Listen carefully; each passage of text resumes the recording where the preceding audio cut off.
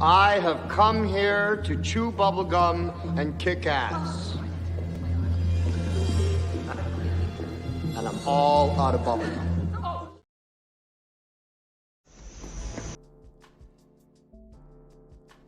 All right. Hey, everybody. What's up?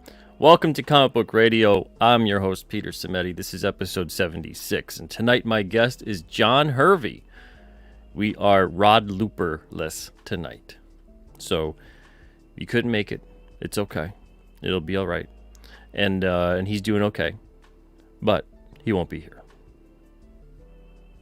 You win some, you lose some. But we got John. And John's great. So, before we get started, before we bring him on, I want to let you guys know about the new emojis that we've got going on now in the chat. Looks like Spicer's having fun with them. They won't show on StreamYard, but I've got the little window for the chat up. So now I can see it on the side. And we got a couple new ones on there. A couple new ones. I think you guys are going to have some fun with them. Thank you guys for being channel members. You make that possible. See, the more channel members we get, the more emojis and whatnot I can add. So thank you guys. Without further ado, let's say hello to you guys, though. Spicer, what's up? Hope you're doing well. We got Beyond Time here. That's John Hervey in the chat. Also on the panel tonight. Manny Cornejo, what's up? Hope you're doing well. Says, hope everyone's having a good night. I hope everybody's having a good night, too. Cigar Gangster's here, too. What's up, Cigar Gangster? Hope you're doing good. Cole King is in the house. Hey. Hope you're doing good, Cole King. Good to see you here tonight. Jay from Desolate Souls Studios. Hope you're doing good, man. Says, yo, Pete, great streams, bro. Thank you, man. Appreciate that. It's been fun. It's been fun doing these. Almost daily. Almost sometimes every day. But, I gotta tell you, having a blast. It's been great. It's been great. Some of the conversations on here with some of the people that have been on here, oh my lord. Wonderful. Wonderful stuff. I'm really enjoying it. I hope you guys are enjoying it too. We got Luke here, Death Metal Hero. This is what up, Pete, John, and Rod. I wish Rod was here. But yeah, we'll send him your hellos. Lots of talent on one panel. There you go. All right, so let's bring him on. Let's bring him on. We got John Hervey here tonight. He is the man of the hour. And give him a big old Comic Book Radio welcome. Here we go. What's up, John? Hey, Pete. How you doing, my brother? I'm doing good, man. You're sounding good tonight. You like that? See, my Ninja Pete hooked me up. Got me right with my mic. Yes, I did. Yes, I did. Mm-hmm. I've done that for many of people on this show.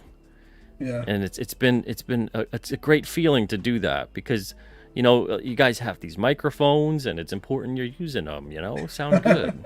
Yes. Yeah. User error is my middle name there. Yeah, but you're sounding good. So if you guys are like, whoa, John's sounding great tonight. Yeah, you're welcome. All right, that's all Pete. Let's get into it. Hey, King of the Squibs, thank you for being here tonight. And, all right, so we'll do this without Rod, of course. That's fine. Indeed. We'll miss him, but we can still carry on. So I want to talk to you specifically about martial arts in comics because your comics tend to seem to focus on fighting, action, martial arts in particular. Mm-hmm. What's the specific reason for that, if you don't mind me asking? You know, growing up, my favorite medium, of course, and first love is comics. And, comics is probably the reason why I was even able to read in the first place. The second medium that I really enjoyed as a kid was TV. And my favorite show was Kung Fu Theater. So basically, they would show on Saturdays and Sundays, they would show old Hong Kong martial arts movies. And, at the time, that was really the closest thing that we had to superheroes. And these guys were, they do super flying kicks. They do all kinds of crazy martial arts. They had super endurance. and they were just awesome. So for me and my friends, I mean, comic books and Hong Kong flicks, that was it. That was the stuff. What were some of your favorites? So one of my favorites was Master of the Flying Guillotine. There's actually a movie that I found out later was actually one of Jet Li's early movies from China, because he actually made movies in China and then he made Hong Kong movies, and it was basically a Wu-Tang versus Shaolin movie. So it's like he and all his brothers were studying Shaolin. They were Shaolin monks, and then on the other side of the river was a guy who had nothing but daughters, and they were all, Wu-Tang. And, so it was kind of, one of those funny, campy kind of romancy type stories, but I love the martial arts. I love the fact that martial arts movies, they were packed with action. Oftentimes they didn't take themselves too seriously, and they knew they were in the business of entertainment. Their business was to entertain. It wasn't to push any other agendas upon you. It's for you to have a good time. And who goes to a medium wanting anything else but to be entertained? Well. No comment. Well. So my love of martial arts, and then when I first started collecting, I was reading Avengers, and this was during the time when I didn't know at the time, but two guys who came to be some of my favorite artists, John Byrne and George Perez, were working on that run. Man. So I was picking those up at the local drugstore, and my buddy Herb Dean, who's actually a ref in the UFC, no way. Wow. He was picking up Daredevil. And at the time, this was during he had a long run of Daredevil, but he also had the whole Death of Elektra run. He had the Frank Miller run of Daredevil. I remember reading Elektra he and his brother were had a bunk bed in his room, and I remember reading that story, sitting on his brother's bunk bed and just being stunned. I mean, it was like he told me, "You got to come read this." He wouldn't even tell me anything about it, and I couldn't believe it. One of the things that I loved about the way Frank Miller told stories is he choreographed fighting in books. And his choreography was second to none. He had that Eisner-esque kind of flow to a fight in his book. And I loved it. And I said, man, at the end of the day, when you see things in comics that really resonate with you and they stick with you, that was one of the things that stuck with me. And I knew that I said, when I get the opportunity to make comics, I want my fight scenes to flow like this. I want my fight scenes to feel like you had Bruce Lee on there talking about, flowing like water. I want the fight scene. I want you to be able to to flow with the fight scene from panel to panel. And Rod has really, first he started off as an accommodation, but I think he's really become a master at applying techniques that draw your eye from panel to panel, and also really enable you to see the flow of action, period. Whether it's using kind of, Eisner-esque type techniques with smoke or whatever, but really getting you, without you knowing, to focus in certain areas, and then you kind of scrolling with your eyes like a camera across the action. And to me, comics, it's the greatest medium. The thing that I take away from kind of TV or movies is, can you direct the eyes of the audience, even on a panel? And that's one thing that I think Rod and I collectively, whether it's thumbnailing or putting pages together, have been very deliberate with in trying to put action scenes together in comics, so that when you see the story and you look at the action, you're like, man, that was actually a satisfying fight. That's important, man, because you need to have that ability to put that art that makes it look like there's motion. Even though in a comic, obviously, you're dealing with these snapshots of time, right? Every single panel is a snapshot. That's right. Like just that, that picture right there. But you're right about some of these artists, especially, and Rod's great at this too, where you're able to see almost like that motion, right?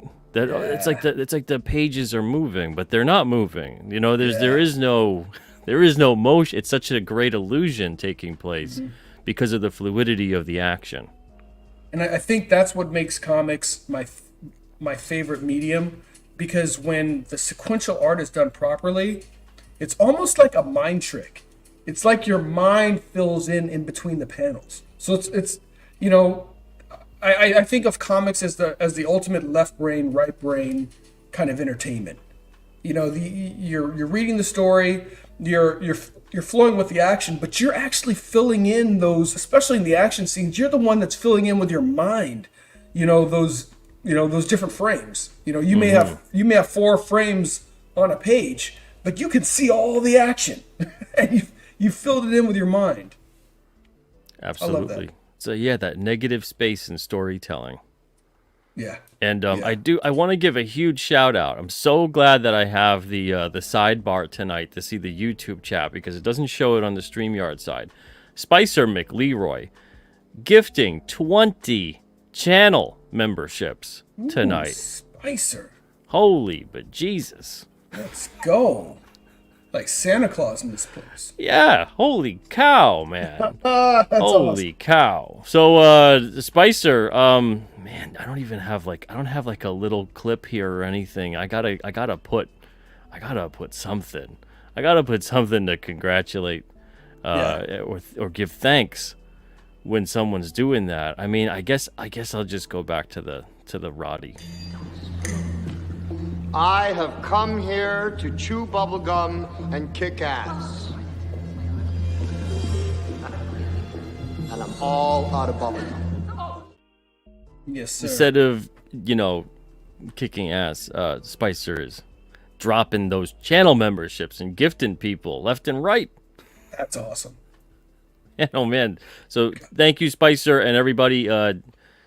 Feel free to use those emojis and all that good stuff. Okay, so back to the conversation with you, John. Here, I have a couple questions. Were you into Iron Fist or Shang-Chi or anything like that? Master of Kung Fu. I enjoyed Shang-Chi. I enjoyed Power Fist and Iron Man. Just because, I mean, the thing with those books, I mean, it's like you have 70s style kung fu, and then you have a 70s style kung fu with blaxploitation. Yeah, so I enjoyed those stories, and I thoroughly enjoy just and it gets back to the point of entertainment. Yeah. I loved the idea of, man, you've got martial arts. You've got the bell-bottomy,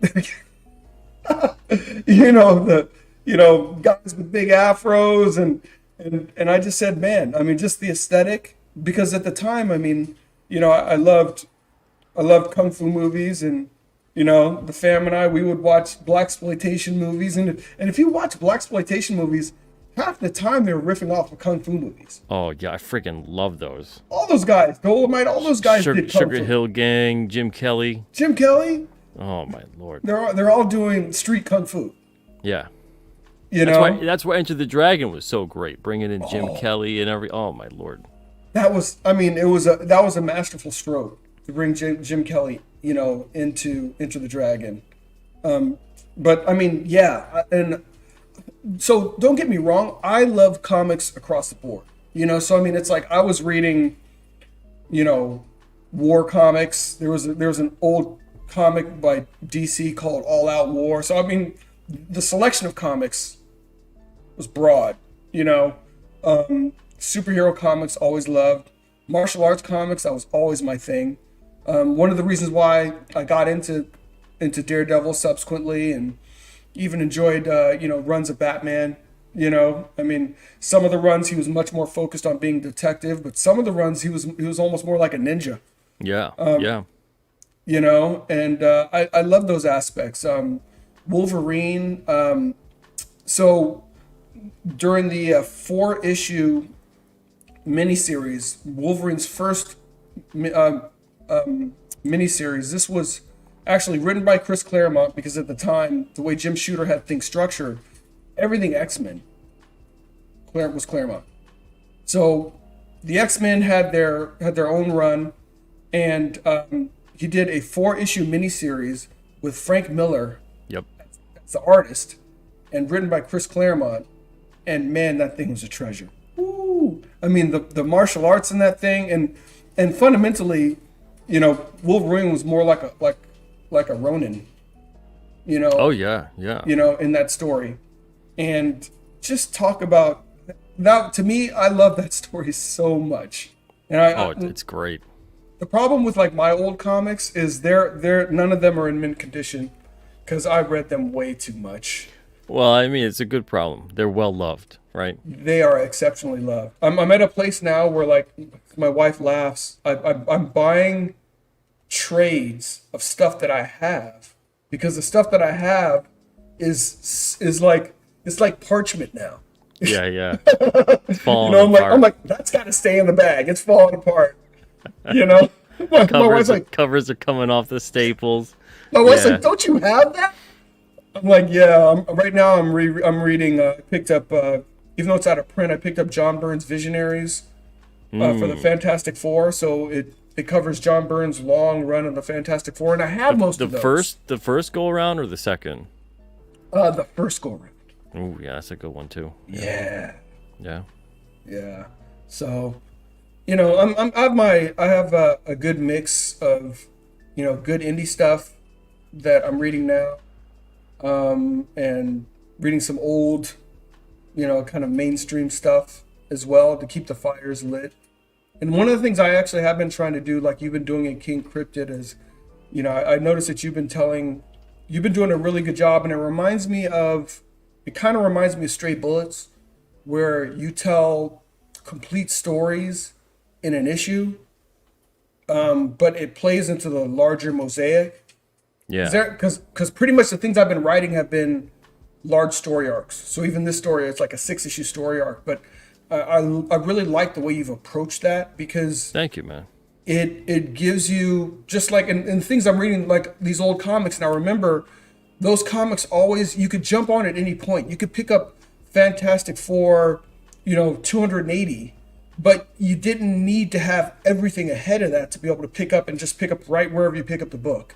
Because they were always cognizant to make sure that, like, okay, we need to give you a jumping on point on every issue. And if there's anything you need to know, we can give you a quick flashback, reference, and you keep it rolling.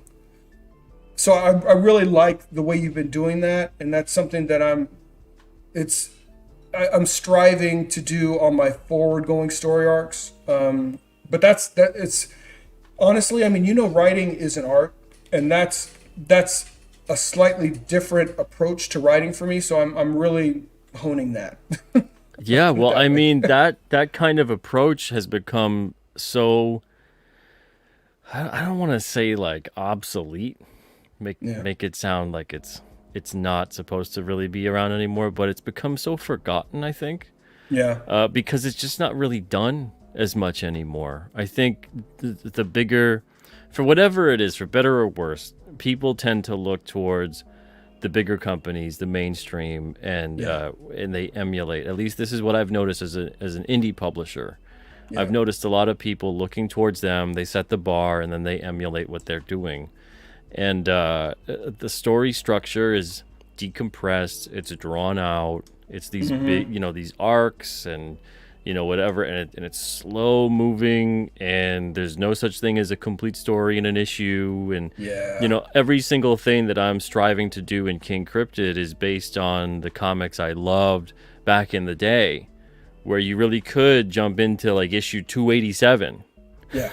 And you're like, yeah, I dig this story. I'm not lost. I understand the characters. I get what's going on, And then it's really honing in on the storytelling that I absolutely love about episodic animated shows and just shows in general.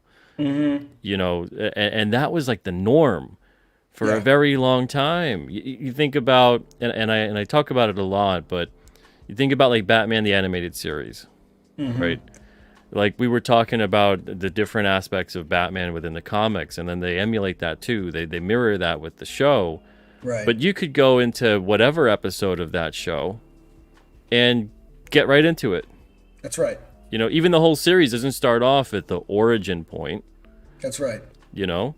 So that kind of storytelling, I'm striving to attain that. Having these complete stories, but the continuity matters. And you're laying the groundwork with every single issue into the overall life of the character or characters, you know? And honestly, to me, I think it's a very relatable style of storytelling, but we've forgotten a lot of that because most of television, most of comics have been pushed, and now even movies, right? Movies are starting to, you know, the cinematic universe of things. And those are starting to turn into like, oh, if I didn't see that one, am I going to get this one? You know? And that's why like I think it's a corporate play. Yeah, you know, I'm sure from the corporate perspective, they're like, hey, we've got to stop having people be able to just jump on board. If somebody comes, we want them to realize they need to buy the previous 4 issues. So, you know, it's like, it's a big cash grab. You know, you can't just jump into the property where you're at. But then what ends up happening then, people are like, well, then forget it. Right? You know, I don't know where to jump in. And exactly, that's problematic. Yeah, and they look at it, and for the longest time, it's always a negative to say, well, for every jumping on point, it's also a jumping off point. Bullshit. Yeah. No. If your jumping on point is also a jumping off point, you've told that story wrong. There you go. Because your jumping on point, the whole purpose of a jumping on point is to make you feel instantly like you understand these characters and the story and the situation being presented. Absolutely. And if you jump off, if you don't continue or start looking backwards, you know, within what came before, it's because the issue you just read sucked. There you go. Yeah. Absolutely. Yeah. So, you know, that whole like BS of like every jumping on point to jumping off point. Yeah, if your story sucks. Yeah, exactly. You know, if the next one doesn't look that great, or, you know, that's the thing about episodic storytelling too, right? Think about the difference between that and a limited series or a mini series, or even just the decompressed story arc after story arc after story arc. If you're not into what's occurring and you look at that and you're like, this is like 6 to 12 issues, you go, I'm out. Right? Now you're going to maybe if you like that character, you're going to wait it out and you're going to jump on again, try it when that arc is over. But most of the time you probably won't. Yeah. You know, if you don't have any already established history loving this character or the creators involved or whatever it may be, you know, you become far more discerning. Yeah. But if it's every single issue is going to give you something new, even if you didn't really like this one a lot, as long as it was good enough, you go, okay, I'll keep my eye on the next one and what that looks like, you know, what they're setting up. And then, you know, maybe the next one, it's, wow, that looks amazing, you know? Right. So not every issue is going to be a home run. But as long as it's solid, and most of the issues back in the day were solid. I mean, most of the issues, compared to a lot of stuff now, they look like friggin' award winners. You know, it's kind of like when you look at old movies, and it's like so many of them look like the best picture of the year compared to the stuff coming out nowadays. And this was just like, you know, whatever. It is an average movie. You know, and so yeah, I think that's something that I noticed about myself, even that I was, if I liked the characters and it was solid enough, I stuck with it, and I gave that episodic series a chance. But if I didn't really like what was going on in a long form decompressed style of a show, of a comic, whatever it may be, I was like, that's it, I'm out. I know how this is gonna go. I'm gonna get frustrated. I'm gonna waste my time and my money. Exactly. And that's one thing I've been seeing I've been fortunate with my longer form 6-issue episode format, and like first one to Black Tiger, I released all 6 in one, and this one I split into 2. But the problem with that format is that, you know, you don't, you buy a book, you don't get a cookie. And it's like one thing you were always guaranteed, in the old format is you're like, you get a cookie at the end. Like, maybe this was oatmeal versus chocolate chip. But you know what? But little you know reward for making it to the end. Little payoff. at the end of that book, and then you're like, oh, and like, man, this one was spectacular. This one was good, but it was cool. But you're still along for the ride. When you have these extended story arcs, and especially, I agree with you, Pete, especially when the periodicity with which we're putting out books, it's not monthly, it's not even quarterly. You can't leave people on the hook with no cookie and saying, come back next year. Yeah, that's or a the big year ask. after that. Yeah. Oh, come on, man. Yeah, it's a big ask. Yeah. It really is. Especially because nowadays, more than ever before, we have a plethora of things to fill our time and be distracted by or escape to or whatever it may be. Even if some of the stuff that, even if you fell out of love with a hobby or whatever it may be that you used to really be into, there's like 10 other things to discover and get into and occupy your time. Or best/worst case scenario. Best because it's great to see more people making their own stuff, but worst because of the fact that as soon as you start making your own stuff, you have less time to consume and read the other stuff, Yes. right? Yes. So then you turn that reader into this, I've got something to prove because the best creator you could be is you want to create the things that you're not seeing out there. They're not being made. The stories aren't being told. And you're like, you know what? I'm going to make those stories. Right. So then it spurns you in the worst way. Instead of inspiring you because you love this story and you're like, man, this really makes me want to create too. It gets you in the other direction. And you're like, I want to create too because everything is so crappy. Yeah, exactly. Exactly. You're almost creating out of spite. Yeah. And it's like to entertain yourself at that point. You're gonna like, fine, no one else is gonna make something good. I'll try my best to make something good. Yeah. Yeah. And it's like not doing it for the love, not doing it. And it's interesting. I think the beauty of what has happened in the last few years is it has been a catalyst for this renaissance that we're in right now in comics. And it was a necessary catalyst. So in a number of ways, I'm very grateful for it. Yeah. Because it's the reason there's King Cryptid. It's the reason why there's so much good stuff out there. Because there was a void. And if there was no void, would all of us really be making these books if there was no void? And will we be finding an audience? Yeah. Would we be finding an audience if there was no void? So it's kind of the natural progression of things. This was, the books and the properties are corporatized, and corporate is going to have a certain way that they go about things. You can say, well, man, manga and anime continues to thrive. Yeah, but they have a totally different model. It's like, manga goes 50-50 creators and publishers. Publishers aren't trying to be creators, and the problem here is that the publishers are the ones trying to, put folks that focus and have their, that should just be publishing. I'm not saying everybody should just publish. People have the ability to produce and publish, but these corporations, they just need to stick to publishing. They need to let creators produce. And back in the day, whether you like Jim Shooter or not, that's what he did. People were assigned what they were doing, but the creators were creating, and then the corporation was publishing the books as it should. And Shooter was a writer too. He started really young. Mm-hmm. So he didn't just come in there, was hired as an editor or a publisher or whatever. That's right. And this is when, I think it begins and ends with the fact that the bigger companies they're not comic companies. No. If they solely had to be comic companies, it'd be a different story. If they lived and died by the comics they made, that would be it. Yeah. But That hasn't been the case. I mean, Warner Brothers and DC seem to have had a good relationship, but that in the past like 20 years is so weird at this point, and it's lordy. DC's been passed around like, I'm not gonna make that joke actually. I know. Yeah, okay. You know what I'm talking. Okay. Yeah. And then Marvel, when they had that company, and I forget the name of them, but they kind of could care less back in the 90s, and it pretty much led them to the brink of bankruptcy. Mm-hmm. They didn't like what Shooter was doing with the Epic creator-owned imprint. And imagine if Shooter was able to just leave Epic there. Oh, I don't think Image gets formed. I think they stay.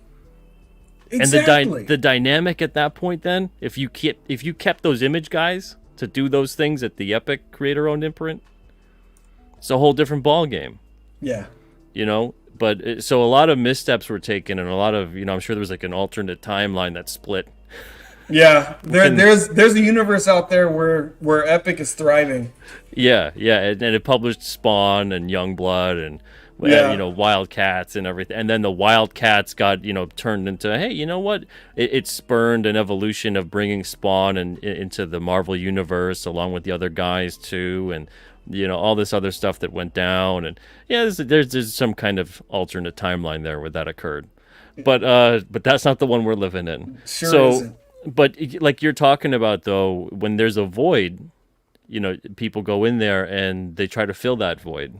That's Nature right. abhors a vacuum, that kind of a thing, right? So now there's obviously some kind of a void for these comics, and I think that's what's drawing you to creating these stories too. Is that correct? Am I correct in saying that? Absolutely. And like yourself, having the experience of the type of books that I enjoyed. It gave me a very kind of a pointed focus on the types of stories that I wanted to tell and the way that I wanted to tell those stories.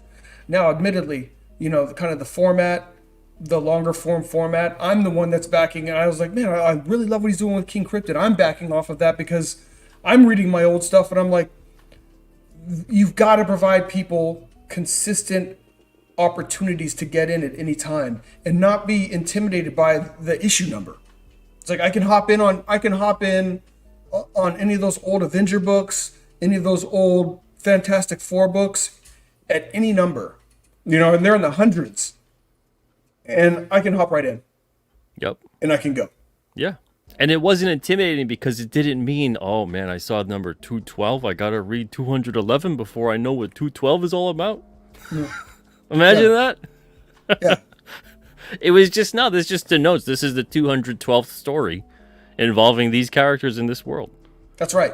And it means if you like this, there's 211 to go back and find. You can go back and find them. And if there's anything that you need to know about any of their prior exploits, they'll give you just a snippet just so you know enough of what you need to know and you can move forward. And then you'd be like, man, I'd like to get that whole episode. I'd like to get that whole issue at some point. But it doesn't preclude me from reading what I have now. And that's valuable. That's how we became comic book, like, people that love the medium. It started off going to, for me, it's drugstore with my mom, and there's a spinner rack. Yep. And I was able to pick up a book, and I was able to read stories from top to bottom. It didn't matter that it was issue 182. Yeah. How many people really started at number 1 of everything? Are you kidding me? Yeah. And that's always the conversation we see, right? We always see this conversation of the audience is getting older in comics, and what do we do about that? And they go, well, I guess we can't do anything. We're just going to have to wait till everyone's like 60 years old reading comics, and then, no one below that age is reading them anymore because they get older and older. The obituary strategy. Yeah, and it's a two-pronged strategy, but in one of them you can't even do anymore because the stores just don't care to have them. And that's because of a lot of missteps in the 90s. But you would need the two-pronged strategy. One would be to get the comics back everywhere again in some way, shape, or form. Not all the comics either. Maybe the top 10, the top 20. If you're talking specifically about a certain company or whatever, maybe just the top 5 per company.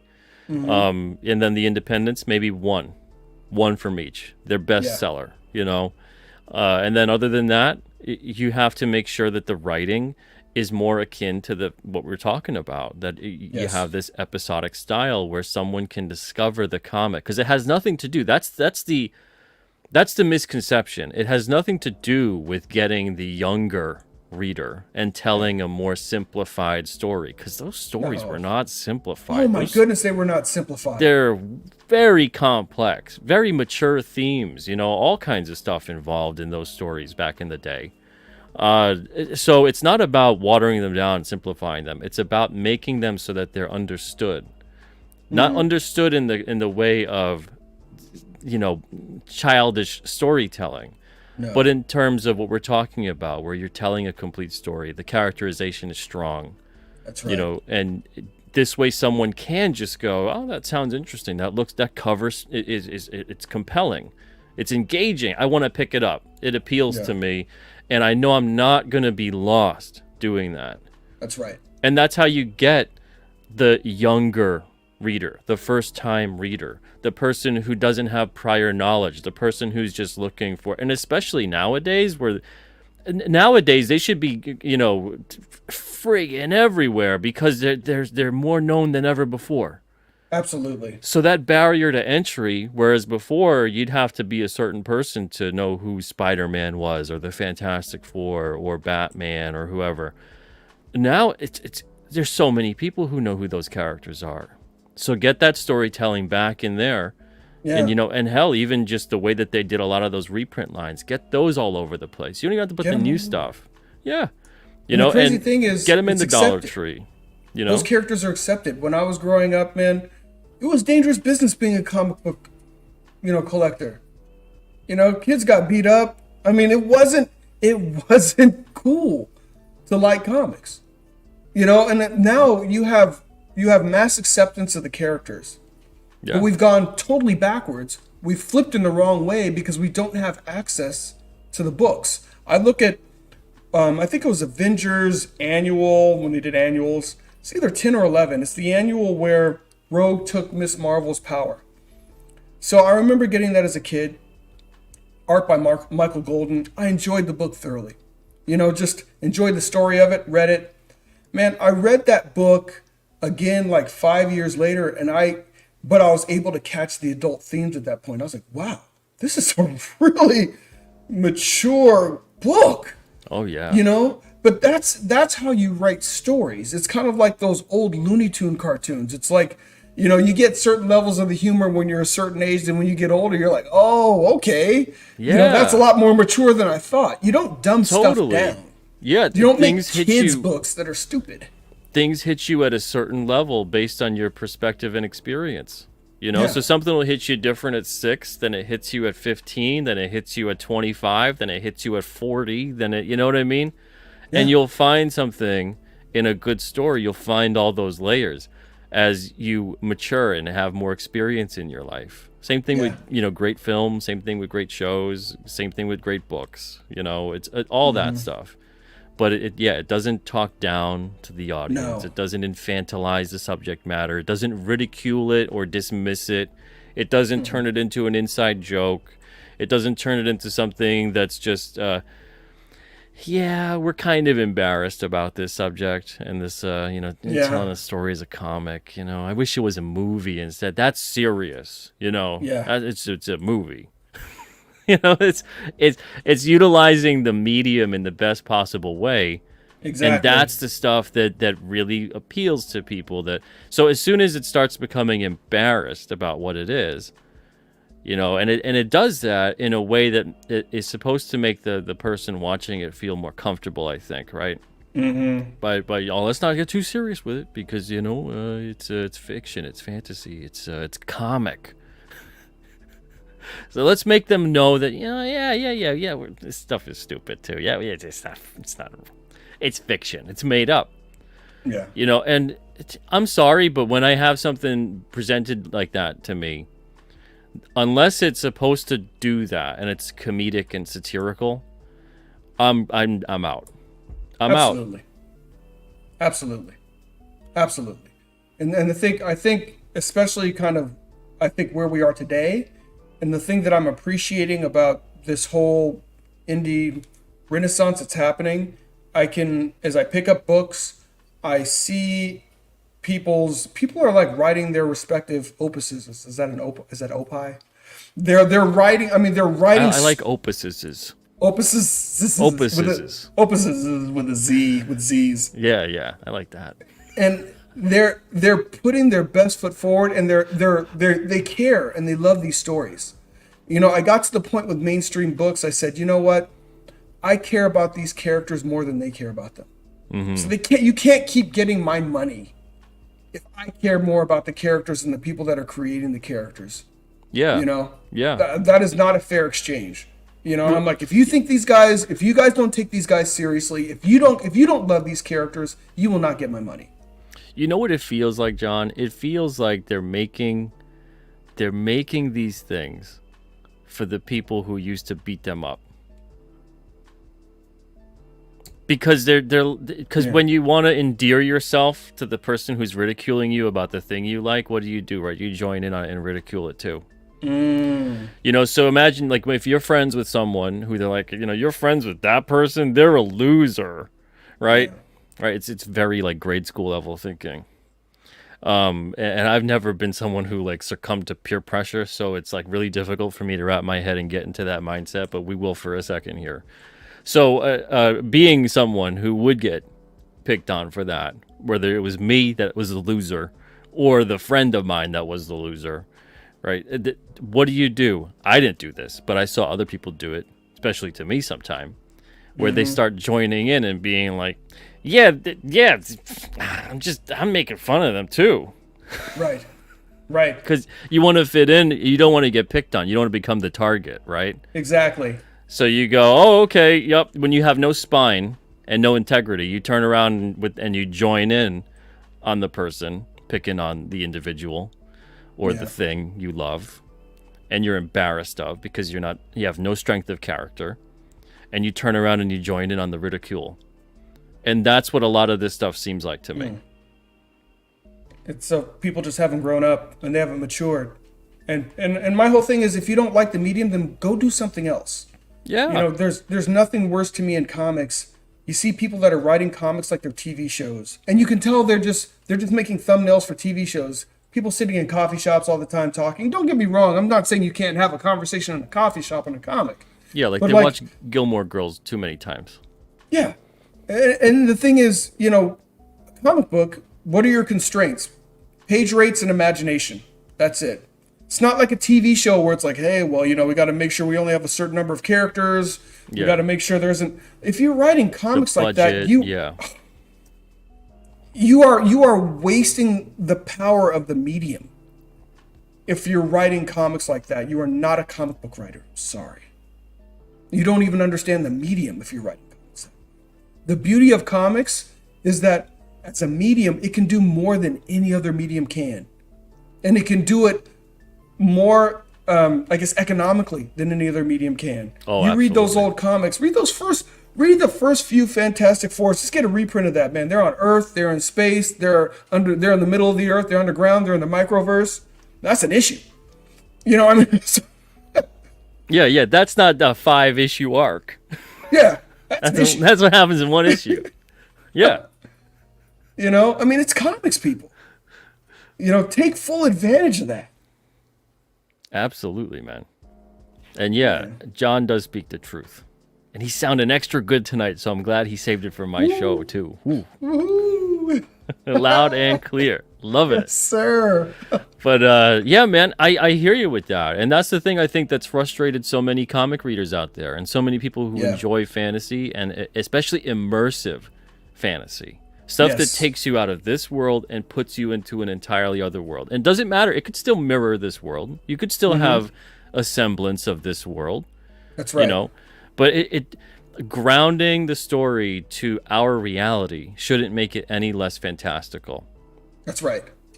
And that's right. I think, the misconception there when they're like, oh, it should mirror the thing. Well, when you talk about that, when you talk about it's mirroring the world that we live in, you know, what are you wanting to mirror there? Because again, this is fiction. It's fiction, so it is not. Absolutely. It is not a documentary. It is not nonfiction, and the events have to be portrayed correctly with the right people at the right time in the right places. With the right thing being discussed.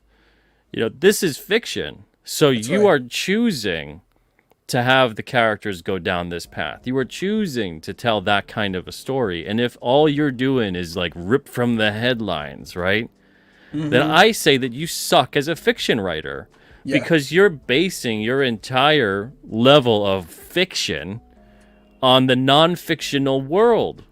That's right. So if you're constantly trying to have representative stories based on what's occurring and based on the topics and keeping it that way, you're not writing fiction. You're writing really bad non-fiction.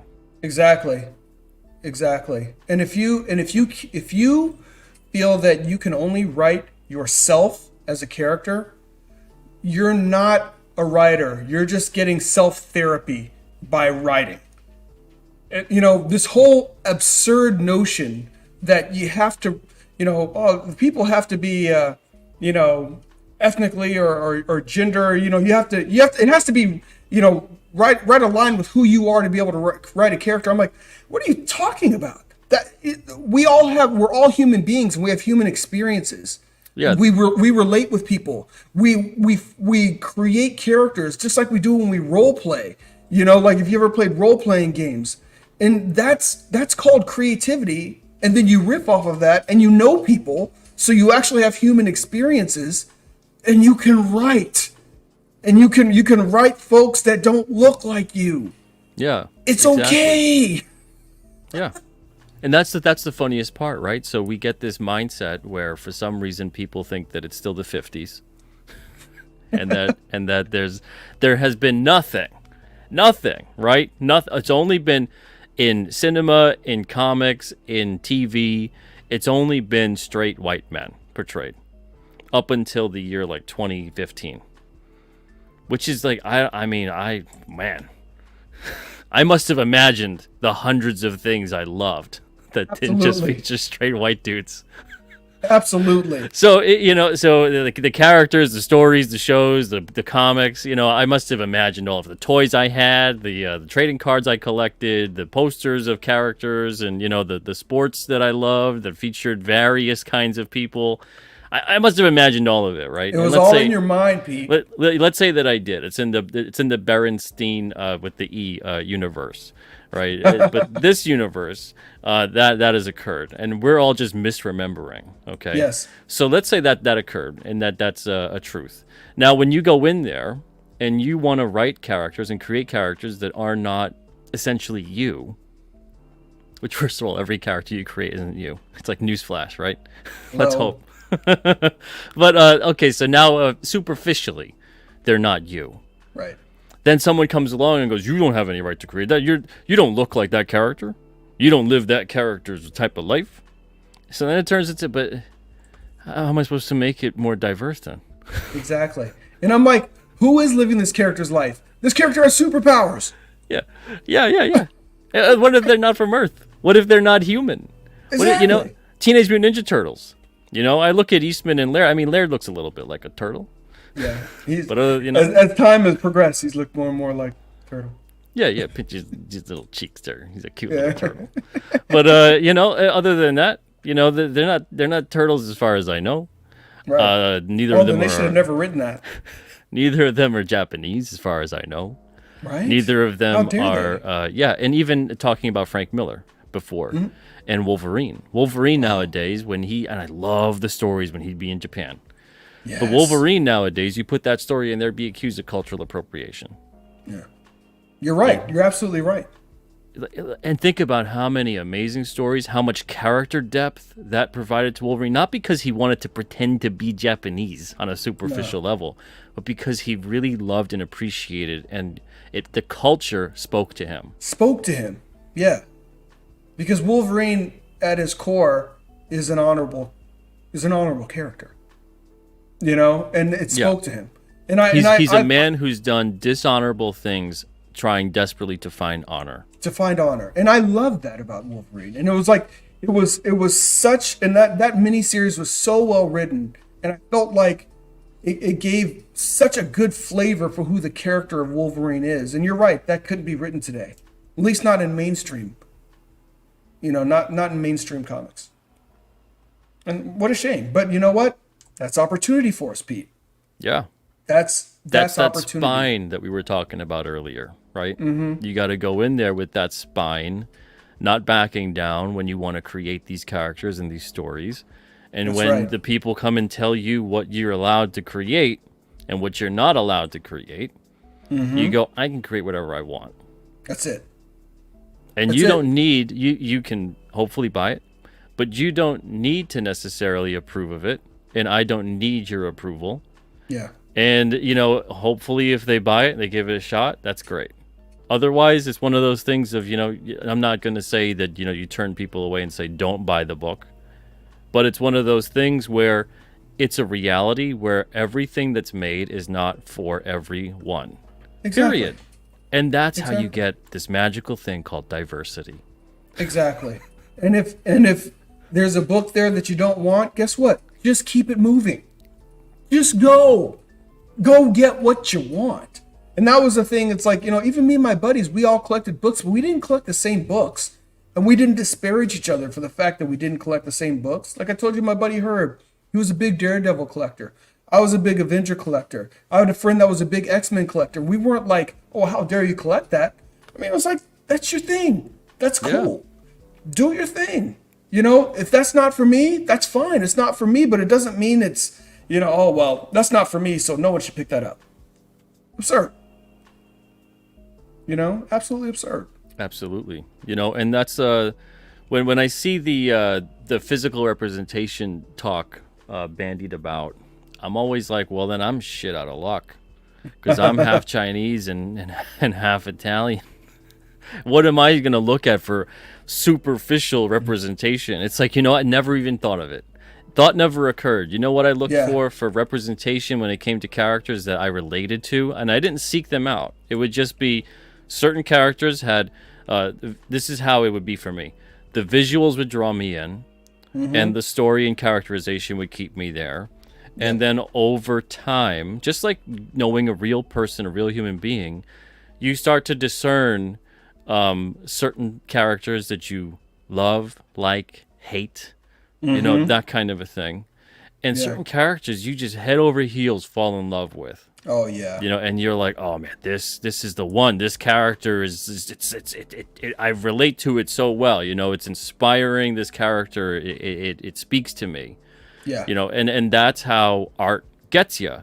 That's how it's so subjective.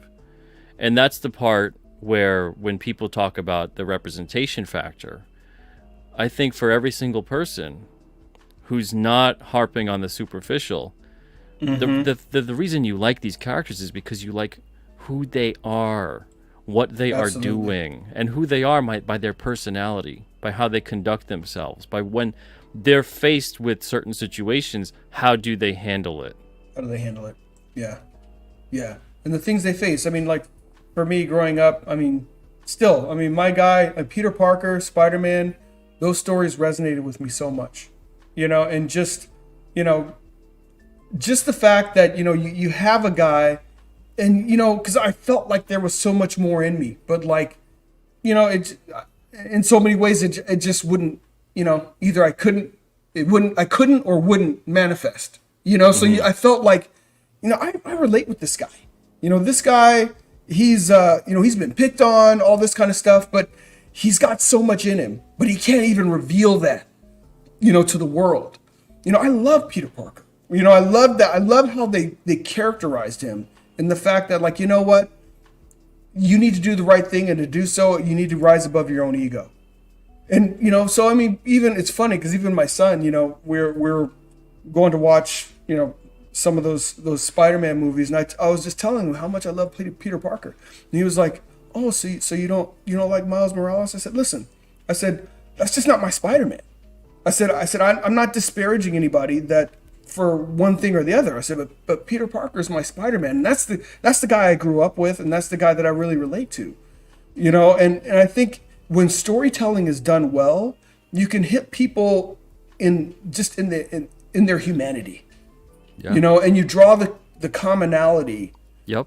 from humanity. I mean, it's absurd to think that like, hey, well, Pete, you know, if King Cryptid, you know, isn't Chinese and Italian, you know, then Yeah, what are you should I doing? really be writing them? You shouldn't right? be writing that. What? Because that's the ultimate. That's ultimately where that iterates to. If your thought process is like that, then the ultimate iteration is every one of us should be writing autobiographical comic books. Exactly. Yeah. And that's the paradox, isn't it? Yeah. That's the paradox of, okay, well, you want more diversity, but yet the people that are going to write this have to write exactly who they look like and what they've been through to keep it authentic. To keep it authentic. There's no such thing as research. There's no such thing as cultural appreciation. Nope. There's no such thing as even imagination. Making things up. God forbid. Right? When it comes to a certain right? When it's not a character of an earthly origin or a historical origin or it's mind-numbingly insane to start going down that path and to start thinking, and then on top of it you get the nice healthy dose of the corporate side, which is pandering to get sales. Mm-hmm. So what it is that it's saying, well, hey, you over there, you look like this character we just made. That means you want it, don't you? Like, what? It's like, how is that not insulting? You know what I mean? Yeah, that's racist. That's bigoted. That's racist. Yeah, to say that, well, hey, this character is superficially seems to resemble you. You must be able to relate. Yeah. Yeah, but so it's just like when you look at those things and those inconsistencies, and you know to me, it's so easy to see, but people are just lost in the matrix, you know, and I'm really, it's kind of astounding too, and it's like, you know, people think that they're thinking, but their thoughts are being manufactured for them. They think that they're thinking. I'm like, you didn't think that. That was something that you read. That was something that you saw online, or you saw some quote unquote pundit told you that, and you said, "Oh, well, you know what? I need to think what that pundit thinks. You got manipulated. I need to write things." Yeah, by you peer played. pressure. Yeah, you got played. You got played. Exactly. Oh, John, this is great conversation, man. Man, I always love coming on the show with you, Pete, because Pete is like a wealth of wisdom. You know, because at the end of the day, you know, it's easy to get caught up in all the nonsense that's going on. You know, and sometimes I like just seeing your posts, because sometimes your post is just about, do what you're doing and stop worrying about what everybody else is thinking about you and saying. And, you know, it sounds silly to need that, but it's like, come on. You know, we get bogged down in that, you know. And even things too, like I got no problem speaking my mind on something like YouTube through a conversation, but Twitter to me, I've viewed it over the past couple of years, and it's getting worse and worse. Mm-hmm. But Twitter feels like you're the away team trying to convince the home crowd that you're the home team. Yeah. And it's why bother? What are you doing? Play the game, absolutely. Do what you got to do. Yep. And then get out of there, go back on the road and play the next game. There you go. And instead of constantly trying to appeal to the crowd that's there, no. You should all understand where I'm coming from here. You know, it's just let it be. Sometimes the crowd's gonna boo. Sometimes they're gonna throw things at you, whatever it might be. You know, that's anything, when they boo, you go up, you do your best, and you try your best to knock one out of the park. That's it. And then you're like, what's that? As you round the bases. That's how you shut people up. And then you go and you keep doing your thing. On to the next game. Exactly. And this whole mentality of, you know, needing to get everybody's approval, you know, needing to get everybody's buy-in, you end up with nobody's buy-in. You end up with no one's approval because you're trying to pander to everybody. Exactly. That's what's so funny about it. It's not funny, it's sad. You know what I mean? Look at how the mainstream comic book companies are doing right now. Even the people that are promoting all this stuff, they're not buying that. Well, Their that's the numbers are thing so that's- far down. That's the thing that's funny to me, man. Okay, so if anyone looks back in the heyday of comics in the 90s when they were booming, right? So when they were booming, adjusted for inflation, the comic companies, the comic industry was making what it's making, relatively speaking, right now. But they had about a third of the books out. The cover prices were far lower. And they didn't have multi-billion-dollar film franchises running around left and right. No. Right? But adjusted for inflation, making relatively the same amount of money. So now take away inflation adjustment, and it looks like the comics are doing better than they were back then, right? So what people, though, they can't seem to understand is comics should be doing, especially from the bigger companies, should be doing 5 to 10 times the amount they're doing right now. Yeah. You know what? Maybe a better barometer for folks is instead of the dollars, look at the units. You know, you look at the units of books that are moved. I mean, there was a time when Spawn was moving 1 million units, close to 1 million units a month. Granted, there was other bubble aspects to it. People were doing it for collector reasons, but there were times when Superman and Batman moved that many, and then the market receded, and then it became like, man, $100,000 unit book was the big thing. I'd love to see, like, truthfully, I don't know if ICV2 is really, publishing those numbers like they used to. I'd be surprised if they have any 100,000 unit books anymore. You know, when I worked at Motown Animation, we stopped publishing books because they no longer hit 30,000 units. I think companies would love to do 30,000 units today. Oh, yeah. Book. Yeah. I mean, there's a whole bunch of books where, like, looking at, like, the top 10 from maybe 15, 20 years ago, you're seeing books in there like Supergirl, Miss Marvel. These books that don't exist, remember? Because there was no females. There were no female characters. Where'd you get this from? None. It's all in your Especially imagination. leading their own successful book. None.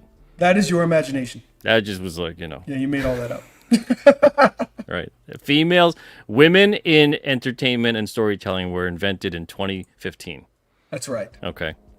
And that's the thing, is that's what I find is the argument over and over again. It isn't necessarily the whole, like, what do the women or someone who isn't white or whatever, not in these media, and people being upset that they are. What they're upset largely about, almost always, is the fact that all the previous existing characters and stories and whatever, those never happen. Yeah. These are the first. Yeah. And if something doesn't do well when it's led by these kinds of, or that's mostly the cast, it's because all of a sudden there's racism involved, there's misogyny involved, and whatever. It's exhausting. Yeah. And it's just not true. Think about like Terminator 2, right? Now, of course, you got Arnold in there. But you get Linda Hamilton with Sarah Connor. Seriously? Yeah, right? oh my gosh. The 90s were dominated by strong women in everything. Yes. And rightfully so. And these were women who were like kicking ass, taking names, and looking sexy while doing it. That's right. They didn't have to surrender their femininity. No. They didn't have to be a strong woman was like, well, maybe you should act more like a man. No, they didn't have to do that. They didn't have to become more masculine to be a stronger woman. They owned their femininity while just not taking any crap from anybody. That's right. And that was like a core tenet of various things from the 70s to the 90s even. Yes. And then even if you go back a little bit further, there's episodes of The Lone Ranger, one of the first television shows, where they had unbelievably strong women that were just, kicking ass. Yeah. Kicking ass, pulling one over, concocting criminal schemes. Yeah. defending their families, you know, talking about the Wild West and things like that. Hey, So some of my favorite old Hong Kong movies, I mean, they'd have like some female protagonists and their kung fu. You were like, man, these ladies can go. You know, their kung fu. You're like, oh man, let's go. So this isn't something that's new. Right? And even You that know? whole thing of treating it like anyone over in I hate saying Asia because there's also Russia and India there. So anyone over in I miss the term Oriental. That was a cool term, man. Oriental. Lordy. So anyone that I'm It's like gonna a rug. I'm gonna That's the own guy's it. a rug. I'm gonna own it because Oriental's not just. It has to denote it in history. It has to denote things that were east of, I believe, Constantinople, were considered the Orient. That's the Orient. It's a really old term. So things, people, etc. The region. So if you came from that region, it denoted you were from there. Because people go, oh, they're things. They're not people. But yet you have Italian food and Italian people. Mexican food and Mexican people. Yeah. You know. So anyway, people of an Oriental nature. I mean, my freaking grandparents used that term. Yeah. So how amazing were so many of those stories? They portrayed a wide variety of character. They had characters who were timid. They had characters who were strong. They had characters who were conniving and evil. They had characters who were noble and heroic. That's right. You know, they ran the gamut. To me, and if someone looks at that and says, "Oh, it's stereotypical," because they know, karate, a lot of them. What the hell you think they do over there? They all know karate because they freaking know karate over there. That's right. You go over there and find out. And even the stories they told, I mean, from a history standpoint, it's like if you're a farmer and some raiders come, guess what? There's nobody coming to help you. Exactly. It's agrarian culture. You had to know how to defend You yourself. don't know how to defend yourself. So I mean, it's like there's historical accuracy to the fact, and the reason why martial arts is such a predominant and important part of the culture. And it's just awesome that it's badass also. But it's so it's not meant to be demeaning in any way, shape, or form. Exactly. It's empowering, if anything. Yeah. It's interesting, my friend. Yeah. And it's like, why would you be ashamed of that? You know what I'm ashamed of nowadays? I'm ashamed of people who are ashamed of that. That's what I'm ashamed of. And I have a friend who has a cousin. I have a friend that has a cousin. Yes. Where your friend Pete. Yeah. My friend Pat has a cousin. Yes. Right.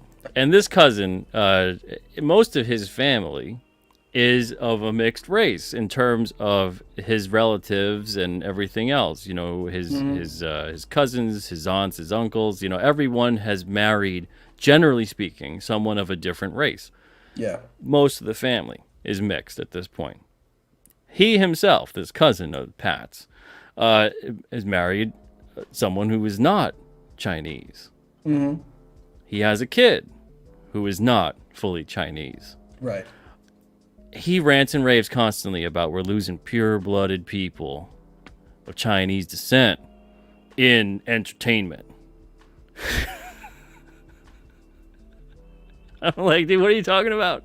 And he's like, the only one that we have is Bruce Lee.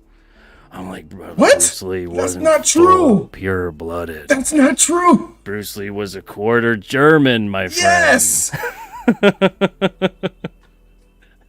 Oh my goodness. Ignorance. Jackie Chan. And I'm like, what the hell are you talking about? I'm like, you have to broaden your horizons. And then second of all, stop being a racist to me and 90% of your family and relatives, man. And your kid. And your wife. It's like, come on, don't do that to yourself. Do you know how stupid oops. I mean, my friend Pat needs to do that. Yeah, your friend Pat. your friend Pat's cousin. Yes. Is, Yeah. I relate so intently, that I took ownership of the situation. Yeah. But I couldn't believe the crap coming out of his mouth about that. It's like, how does he not see the hypocrisy? But that's the thing that amazes me about all of this. I'm like, is somebody just going to take a step back, look in the mirror and just say like, this is ridiculous? How can I even say this? Or look at the ramifications. Just iterate that out a little bit, and you just say like, oh yeah, this is really untenable. This is stupid. This is not a way to think. But that's what happens when you're not thinking. You think you're thinking, but all you're doing is regurgitating what people are telling you. Think. Exactly. Because when you think about that, you're like, that's absurd. Well, how do you do that though, John, right? So how you do that is you essentially expose yourself to different viewpoints and people and have different experiences and keep an open mind. And then you're able to form your own opinions. You don't need to have your opinions told to you, right? And when we live in a day and age where that's a dangerous thing, form your own opinion, talk to people who are different than me.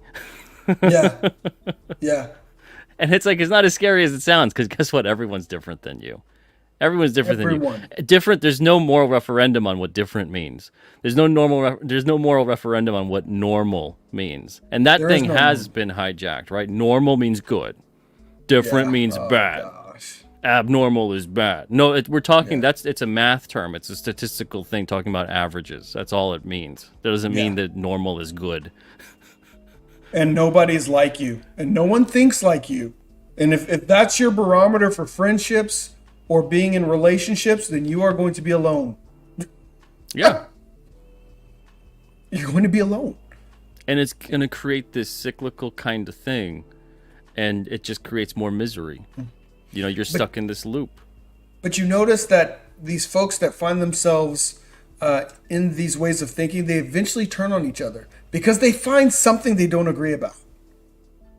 And then once they find that one thing they don't agree about, then they turn on each other like piranha. Well, because now different is bad. Because at the end of the day, there are things that you just have to agree to disagree about. Same is good, different is bad. It's like the Borg. Friggin' it is exactly.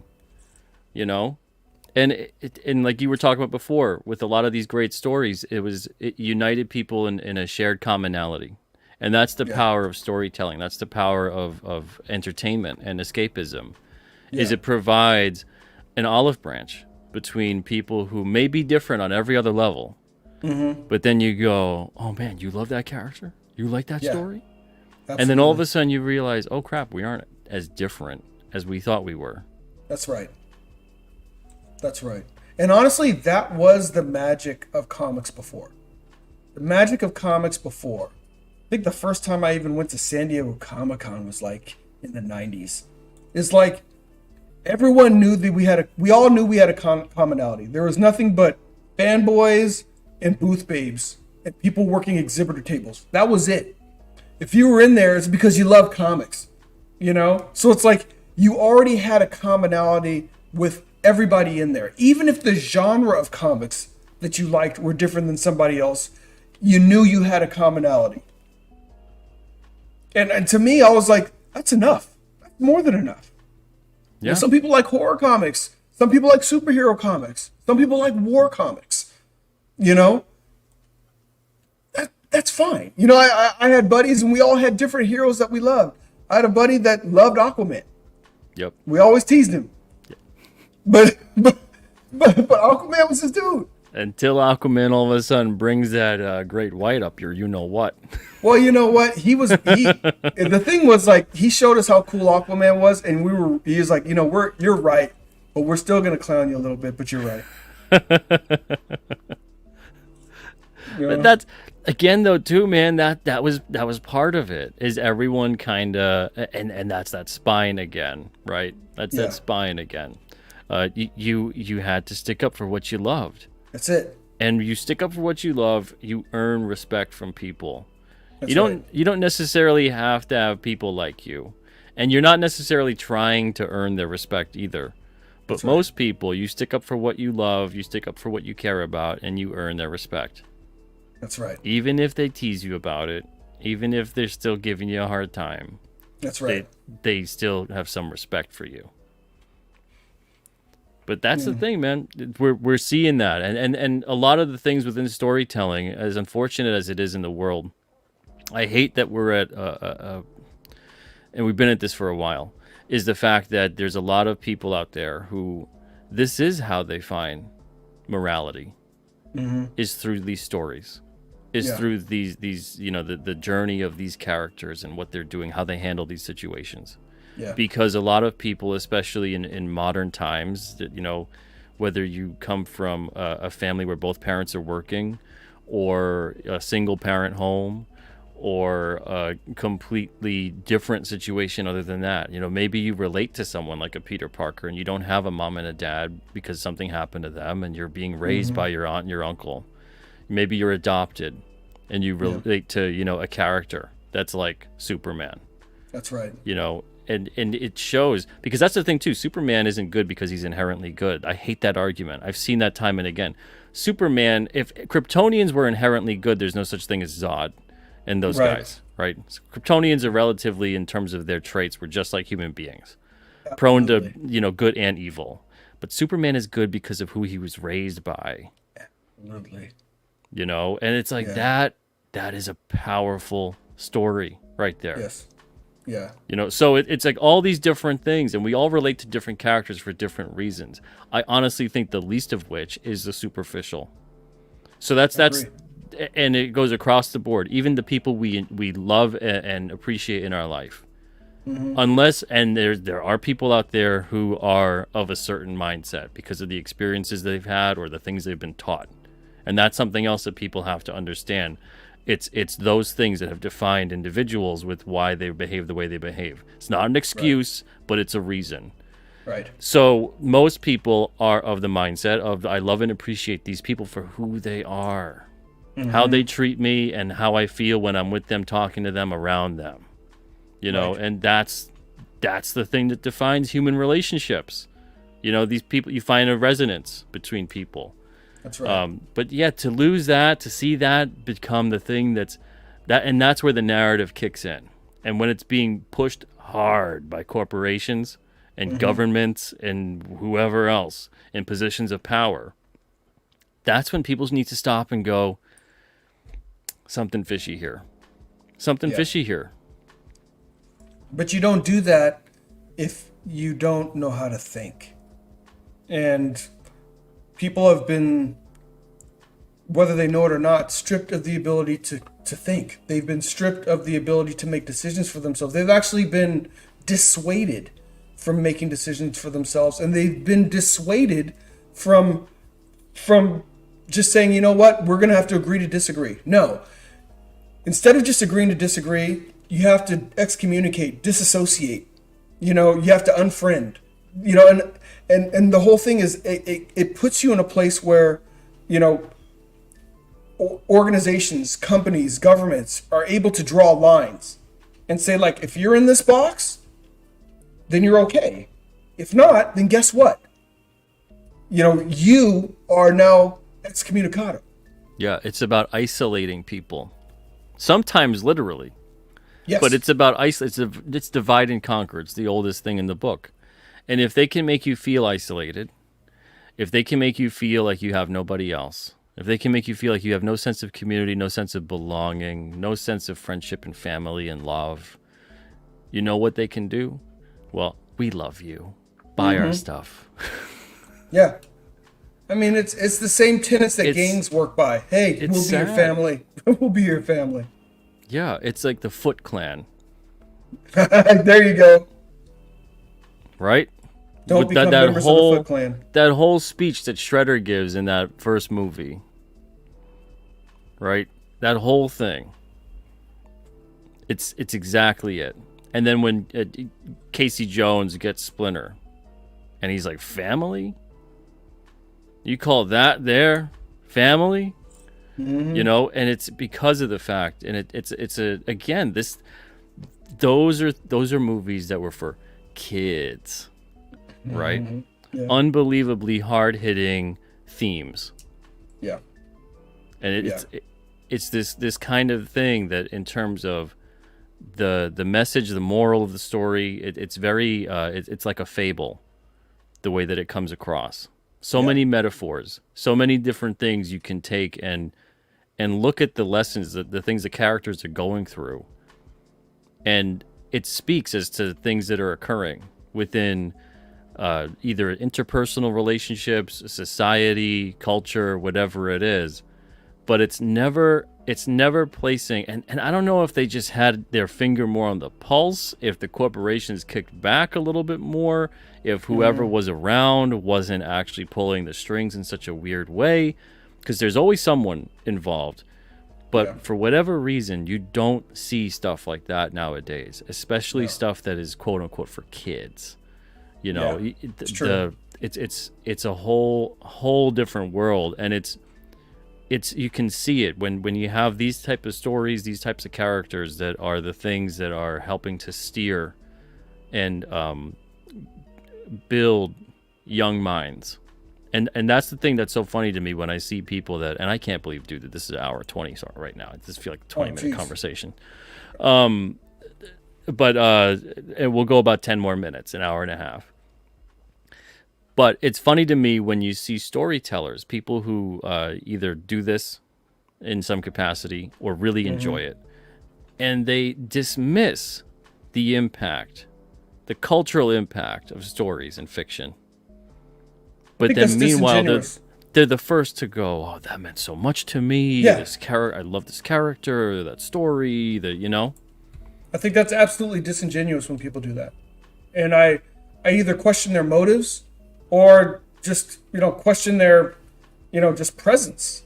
I mean, all of us have been impacted in material ways by stories that are like palpable. I can remember where I was when I read certain comic books, for the first time. I remember where I was, like I told you, when I read The Death of Elektra sitting on my friend's brother's bunk bed. I was talking with Luke with Death Metal Hero, and I remember where I was when I read The Death of Vindicator from Alpha Flight. I was actually on a trip to New York. I couldn't tell you almost anything about that trip to New York. Took it as a middle schooler. It was a school trip. I mean, I know we saw Dreamgirls. All I remember was The Death of Vindicator, and during that trip, and Marvin Gaye died. So I was like, Marvin Gaye died, and I read the comic with The Death of Vindicator, and I was like, this is the worst trip ever. I mean, it was impactful to me that Mac died, that Marvin Gaye died. And Absolutely. You can't say that these stories, and corporations now are savvy. They realize that stories impact the youth. So whatever it is they're doing it for an intent and a purpose. They've deconstructed the heroes. Yep. And for whatever reason, maybe it's so people don't have heroes. It's so, young men don't think they can be heroes, or to get a wrong view of what a hero is. Because again, like we talked about before, people emulate.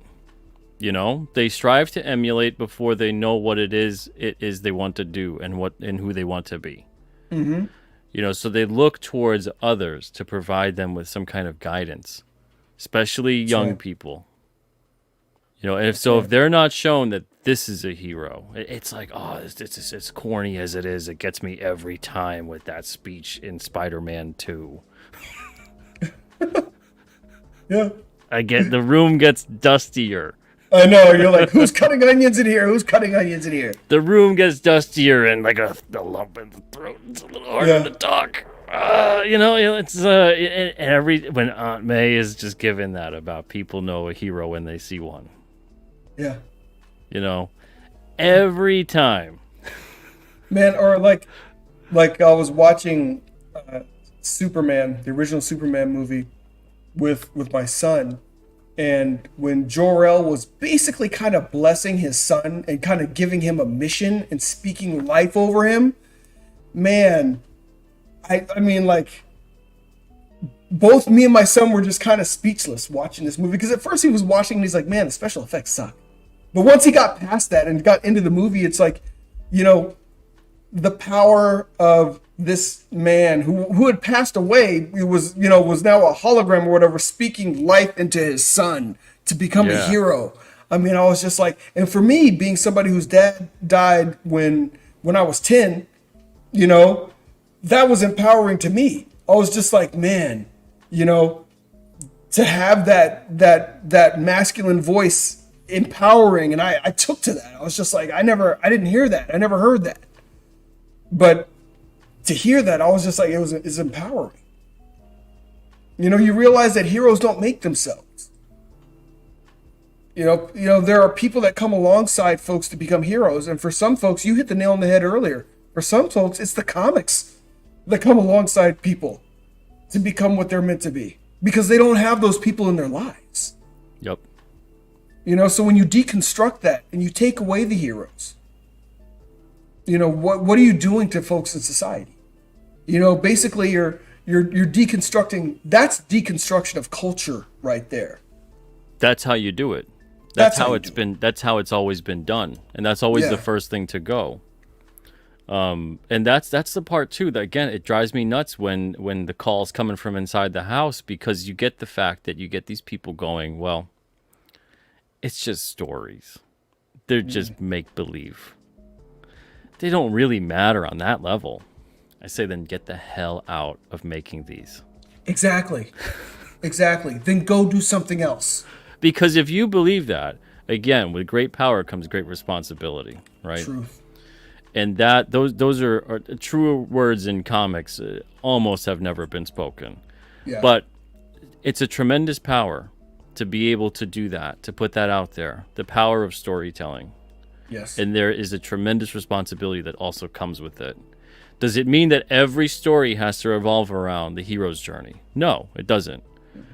But if you're telling heroic stories, if you're telling these kinds of compelling stories, there is a tremendous responsibility with that. Absolutely. And when you either twist that, pervert that, or just throw it out the window altogether, the messages that folks, and it's not just young folks. I mean, like you said, people oftentimes are grasping for something. For even a kernel of truth in a fictional story. And honestly, it's been this way forever. And I know we talk, it's more prevalent now in terms of pop culture. That's kind of rearing and raising people in a certain way. But storytelling, that's how people have been raised. Yeah. That's what's built religions and spirituality. Absolutely. It's what the myths and the legends and everything else, all these things that you read and you escape into, and you can be trapped wherever you are in a bad situation in life, and a story can take you out of it, but you're still physically where you are.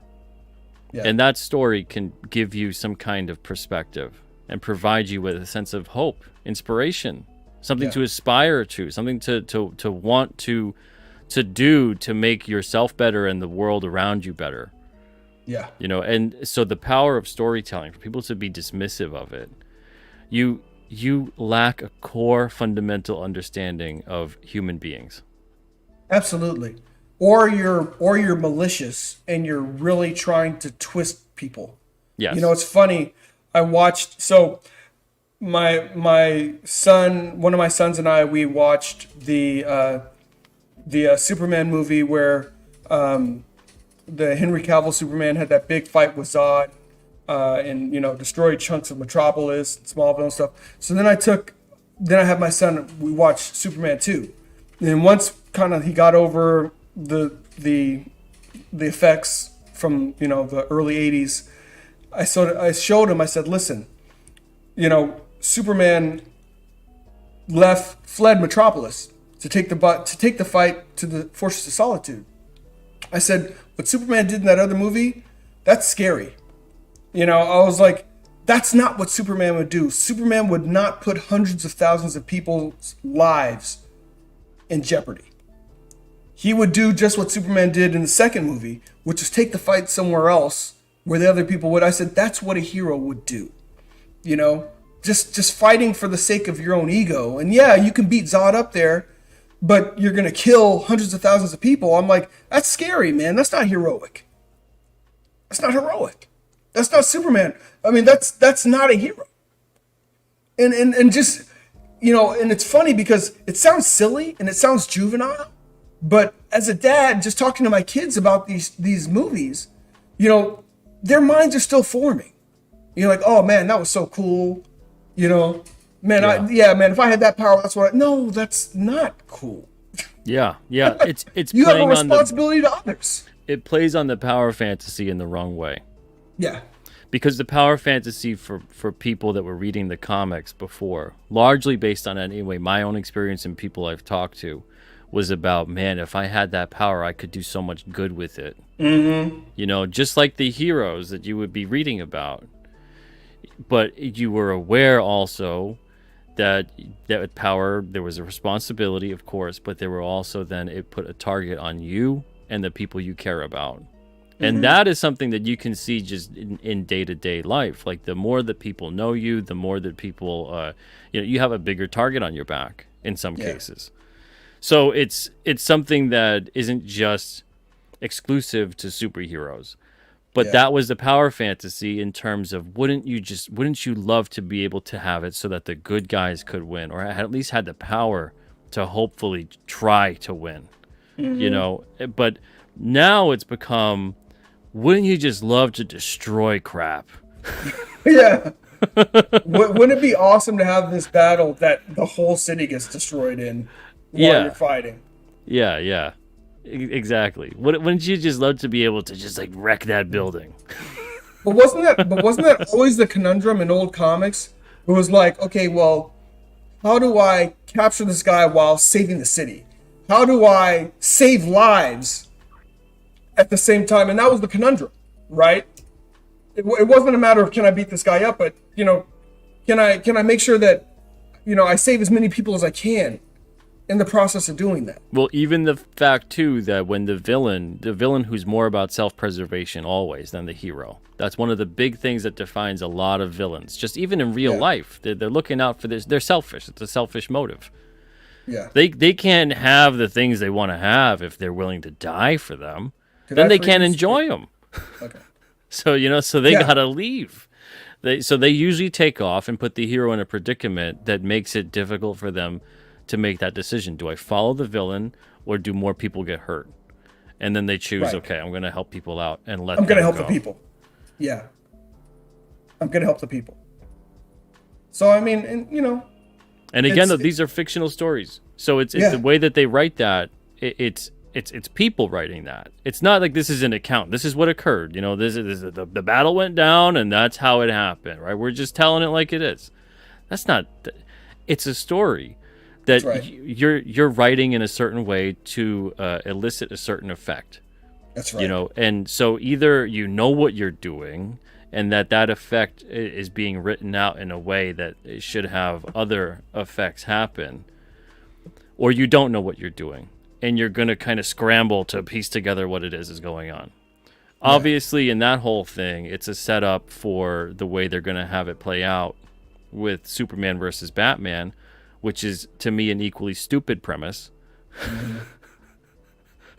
Because, again, you don't have to write it in those ways. Yeah. You don't have to write it like that. It should be Superman and Batman. You ever see that World's Finest fan film? That was great. I didn't see it. It's the fan film? I'm going to look that up. Oh, it was like, I think it's maybe like 3-4 minutes. It was like a trailer for a World's Finest Superman Batman teaming up movie. And you get like the little bit of tension because they go about things in a different way. Yeah. But again, there's that respect. There's that respect level that make Batman and Superman an interesting team up. Right. They got it right in the animated shows. Oh, absolutely. They generally always get it right in the comics, and even the whole World's Finest series for the longest time back in the day. Oh, yeah. But so then your first thing is to say Batman versus Superman. What? Why? Yeah. Because you wrote it in a way where you made it like that. So Batman would have a hatred for Superman. It's harping too much on wanting to emulate Dark Knight Returns But Dark Knight Returns was based on years and years and years of an evolving relationship where the two go down these separate paths and written. Right. So it was like one represented that, the other one represented that. You know, but even at the end, when Superman can hear the heartbeat and he knows he's still alive, you get cracks that little smile. Right. You know, and even then it shows it, and he cracks that smile because there's respect. Right. You know, it goes from mourning the loss to being like, you clever son of a... Yeah, that's so Batman. Yeah. Even old Batman. Respect. You know? It shows that even if the relationship devolved into what that was, there was still a respect level there. Mm-hmm. You know, and that's to have that kind of thing play out in the movie and whatever, and it didn't need to be that way. They wrote it to be that way, and that's always a distinction that people don't. It's something I heard, and I'm sure he's not the first to say it, but Stan Lee said it one time of like, you know, I get a question a lot in terms of who would win this fight, who would win that fight, who would, you know, and he's like, whoever I want to win that fight is going to win that fight. You find a way to write it so that the character you want to win is going to win. Exactly. Doesn't matter if the other one is so powerful or this or that. If you want the other guy to win, the other guy's going to win. And you're going to find a way to write it so that it makes sense and it's compelling. Absolutely. Absolutely. And that's the power of storytelling. And that's also the thing that can be scary about storytelling. You know? And it's like you said, whether it's just simply, hey, you know, I wanted to do something really cool, like destroy the city, you know, so like inadvertently wasn't trying to, or something more malicious, or just like, you know what, we're deconstructing these heroes, you know, this is how these heroes operate. They're actually not that heroic, you know, and there has been a deconstruction of heroes, you know, and it's become, you know, it's become a thing, you know, kind of like, you know, the heroes are all kind of like the boys in the like boys. Being heroic is so passé. Right. It's like you're a sucker if you're heroic. But and that's the thing. Why I love comics. Yeah, absolutely, and stories in general, and all kinds of different things like that. And if I had to do the moral judgment that's so prevalent nowadays on people. If I had to do that, I would say that it looks like, because when you're a storyteller, you have godlike powers, right? You control that universe. You control these beings. Absolutely. They do what you want them to do. So it's like, I would say that, you know what? You're someone who cannot even have the tiniest smidgen of power. You get corrupted easily. Yeah. Because you don't seem to know how to use that power correctly. Yeah. You know, you're going and leaning towards it's entertaining to see destruction. It's entertaining to see good people not be so good. It's entertaining to see them not be heroic. You know, that's what your inclination is. Like if you had to do a psych evaluation on a lot of, not all, but a lot of the modern storytellers, that's frightening. Yeah. It's frightening. Absolutely. And you're like, that character is frightening. You know, you're like, that's not a hero. That's now a potential problem. You know, so it's interesting, you know, just kind of the I think it's the evolution of how corporations have kind of gone about their wielding their characters, and, you know, bringing in different folks to push different agendas with these characters. I mean, you know, I get it. Sometimes people are just like, why do you have such an issue? The companies own these characters, and they do, and they have the right to tell the stories that they do tell. And I'm like, you're 100% right, but my issue is that, and maybe this is just the old school comic book guy in me, is there is a responsibility that comes along with it. It's a larger issue. Yeah. You know, it's a responsibility. And when you start twisting certain characters in certain ways, it has ramifications. maybe bigger ones than we can put our finger on. But I think as someone who was highly impacted by comics growing up, man, I would have hated for the heroes to be like they are today when I was growing up, because those comics had a material impact on me when I was growing up. And I think Absolutely. that's why I have issue with it. Absolutely. And that's why you've become, like we talked about earlier, you've become driven to create your own stories. And I think that's why so many people have as well. You Absolutely. don't see it out there, and you're like, I'm not really one to go out there, because there's four types of people, and you're a creator, and then there's other people who admire the works of creators, and then there's other people who will use the works that other people have created, and then there's people who will destroy those works. Those are the four people.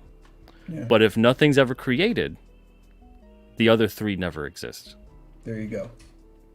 So someone has to go out there and say, you know what? Yeah, I'm going to create it. I'm going to create it. It's not out there. There's no sense in wishing and hoping and praying for someone else to make this thing. Yeah. I'll do it. Why not me? Right.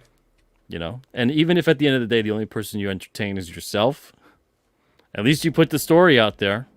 That's right. But if you're making something that resonates with others and you're doing it in a genuine way and you're passionate about it and you're striving to maintain quality and really have this thing appeal to other people who maybe want the same thing that you're looking for too, you find, wow, I can have some success with this. That's right. But it all starts from that earnest approach. I concur. And if you want to create, if you want it to be a longer term play for yourself, if you want to be a creator over time, I totally ascribe to what Pete is saying. I mean, people will know. You will be found out. You'll be like, remember where that guy was like 5 years ago? They did that thing, and what are they doing now? Yeah. Nothing. Yeah, what happened to that cat? Nothing. Because it wasn't there. It's and it's not good, bad, whatever. It's just there's certain people that they go creating. It's like breathing. I can't give you a reason. This is just what I do to live. And I don't mean to make a living. It's like, if I don't do this, I cease to live. I might as well be 6 feet in the ground. Right. Exactly. And those are the people that no matter what, they could sell one book, they could sell 1 million books. They're going to keep creating. They're going to keep making something. They're going to keep getting it out there and doing what they have to do to stay sane, even. Yeah. You got to get the stories out. Gotta get them out. to express themselves, because that's human. And that's the thing, is that when you turn that innately human thing and you view it solely just as a cold corporate product, run through the mill of the bureaucratic system of corporations, which are now not just even solely corporations trying to make a product for money, because at least there's a motive there that makes sense. Now there's other agendas at play.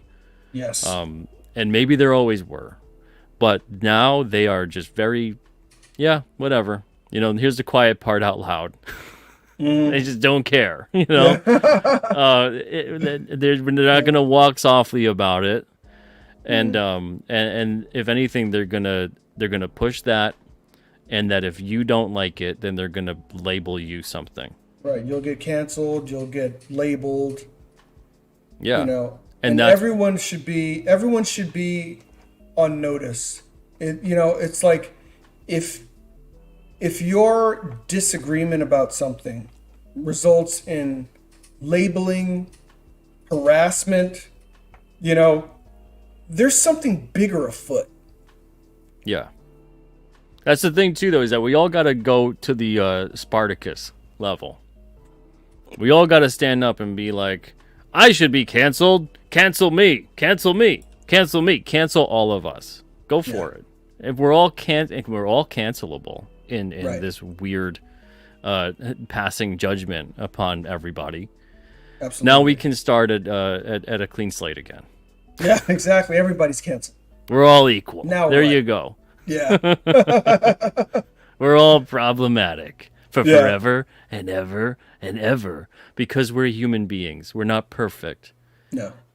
And no matter how much they strive towards this level that transcends human nature and pushing technology and AI and yada yada, and I'm not gonna even get into that. But the more that they push that, the more that they can throw up something that says, "Oh, look how flawed you are as a human right. being." We now have this thing that we can look at and say, "See, that's perfect. That's what you need to be. Right. You need to be a cold, soulless machine." Mm-hmm. Yeah. That's perfect. That's good. That's right. That's right. I mean, all of these, books and movies that we've read and seen, like Minority Report, from Minority Report to Wall-E, you name it. And you just look and you're just like, what's going on here? Yeah. And I don't want to open this can of worms, but man, AI has opened up such a. It provides so many dilemmas, including moral dilemmas that you can't put the toothpaste back in the tube, but that we have to contend with, and it's like, wow. Yeah.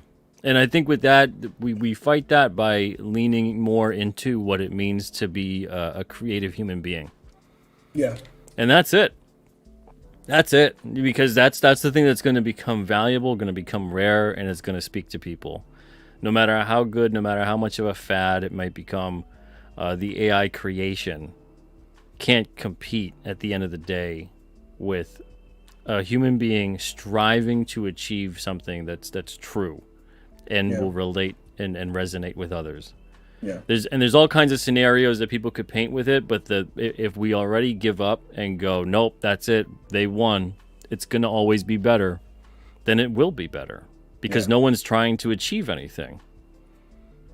So and the AI part, I have far more worries about it, other than like, the AI art and the AI this and the AI. No, that's what I'm talking about. There's much bigger things afoot than just that's art. like surface level distraction crap. Yeah. To either make it seem seductive and appealing to people so that it could kind of, get in there, invite the vampire into your house kind of a thing. Exactly. And also make it so that, well, while you look over here, we're doing this really bad stuff over here. Right. It is smoke and mirrors. And that's yeah. I don't even want to go there, Pete, because I'm sure that it's, Yeah, we're at an hour and 50, so we gotta wrap it up. But it's been great. Before we do that, though, before we leave, I'm gonna put the link in the chat here for Black Tiger, and that is your story. The link is also in the description of the show, and also go subscribe to John's YouTube channel as well. I've got that link in there as well. Before we go, I want to show his campaign for a second. There we go. You got 46 backers. You got 22 days left. Yes, sir. Good start at 2060. Yes. And just a quick word or two about this before we say goodnight. Hey, guys, if you love great comics, if you love martial arts, if you love riveting stories, this is a story of a woman who's on a hero's journey with newly acquired power, and you will absolutely enjoy. Alpha, thank you so much. Alpha backed on the first day, on the opening. I appreciate you. Back and the thing is, there's nearly 350 pages of Black Tiger story in entirety. You can buy. I haven't honed this skill as much as Pete, but you can buy each volume in and of itself, and not feel lost with each volume. Nice. So if you buy Legacy of Fury, granted that's a whole story arc, that's 172 pages. That's your jumping on point.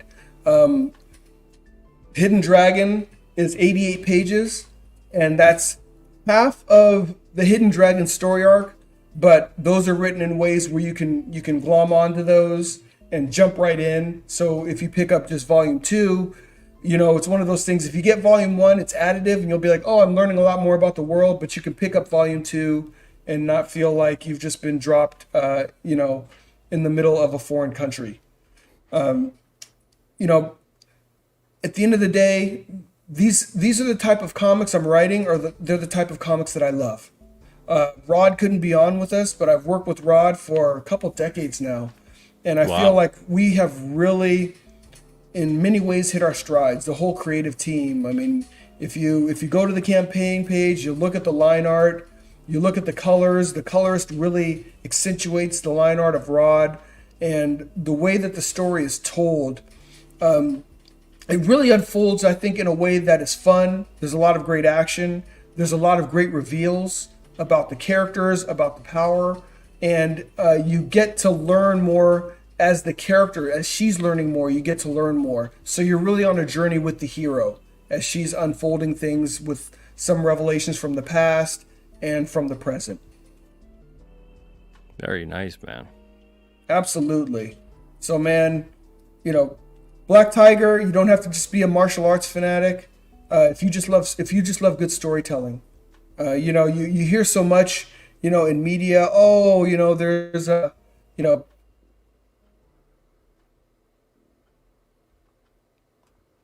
people don't want to see comic book movies anymore. That's not true. People just want good stories, just in spite of what the genre is. I don't think a genre gets tired. What ends up happening is people stop telling good stories, or good stories stop getting produced in a genre.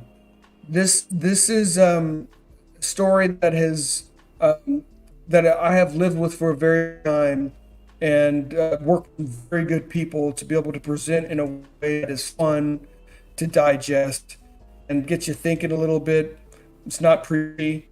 It's really just for you to be entertained and to really hope glob onto the character of Tiger and want to see more. Yeah, man, it looks great. It looks great, and it's been awesome seeing it grow. And thank you so much for being on here tonight, man. Holy smokes, this conversation was engrossing. I know, and I want to thank you, Pete, because I mean, for years now, you've allowed me on your respective shows and allowed me to come on, and I have, just like so many people in this renaissance, I have so much respect for you. I love to see, I've seen what you've been doing with Alterna. I see how you're not trying, but you're changing the game. Your approach is a good approach, and I think it's actually much more of the way that we're going to see things grow. I know we're all still kind of at the beginning parts, the nascence of this renaissance, but I really believe it's going to be big, and I really believe it's really going to spawn out, and we're going to find ourselves, not just here, but we are going to find ourselves in different locations. Not even just direct market, but we're going to find ourselves. But it's going to take people like you who've got a different vision, to help us get to those places. Oh, man, thank you. And likewise, too, it's going to take people like yourself that are going out there and you're telling the stories you want to tell, and you're doing your best to entertain people. You're doing your best to make them feel something, to create characters they care about, and go on these journeys with these characters. It's gonna take all of us. It's gonna take the readers out there that are supporting, and I think this is Absolutely. truly the future of the way that this stuff goes. Because otherwise, it's one of two directions. Otherwise, we continue to do what we're doing, and the independent movement in general grows across the board with entertainment, music, shows, books, etc. Mm-hmm.